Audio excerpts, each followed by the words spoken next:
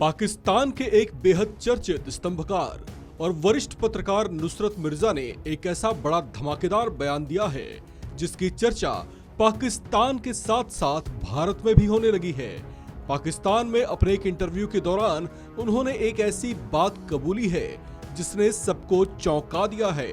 उन्होंने अपने ISI connection को लेकर एक बेहद चौंकाने वाला खुलासा किया है।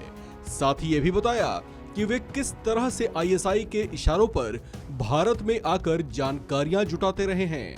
इसी इंटरव्यू के दौरान उन्होंने भारत के पूर्व उपराष्ट्रपति हामिद अंसारी का भी जिक्र किया। दरअसल पाकिस्तानी स्तंभकार नुसरत मिर्जा ने बताया कि वे साल 2011 में भारत आए थे। उस समय भारत के पूर्व उपराष्ट्रपति हामिद अंसारी ने भी उनका स्वागत किया था।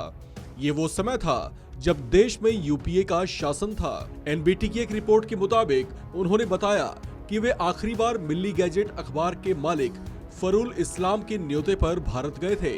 यहाँ पर उन्हें कई जानकारियां मिली थी जो उन्होंने आईएसआई के मुखिया को दी थी। मिर्जा की माने तो आईएसआई के पास भारत के हर शहर की जानकारी है और आईएसआई के लोग इन शहरों में बतौर एजेंट काम कर रहे हैं। मिर्जा ने यह भी बताया कि जिस समय कांग्रेस का शासन भारत में था उस समय वो आतंकवाद पर हुए एक सेमिनार में शामिल होने के लिए भारत आए हुए थे। उनका कहना है कि पाकिस्तान में लोग एक्सपर्ट नहीं हैं, लेकिन क्योंकि वो मुगल हैं और उन्होंने देश पर राज किया है तो वो यहाँ के हालातों से वाकिफ हैं। पाकिस्तान भारत की संस्कृति को तो समझता ही है, साथ ही साथ उसकी कमजोरियों को भी समझता है।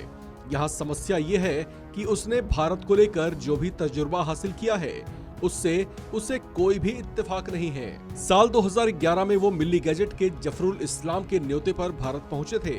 उन्होंने बताया कि जब वे भारत से वापस लौटकर पाकिस्तान गए तो उस समय आईएसआई के रिटायर्ड डीजी एसआई ने उन्हें तलब किया और कहा कि जो भी जानकारी उन्होंने इकट्ठा की है वो आईएसआई के नए चीफ जनरल कियानी को दें।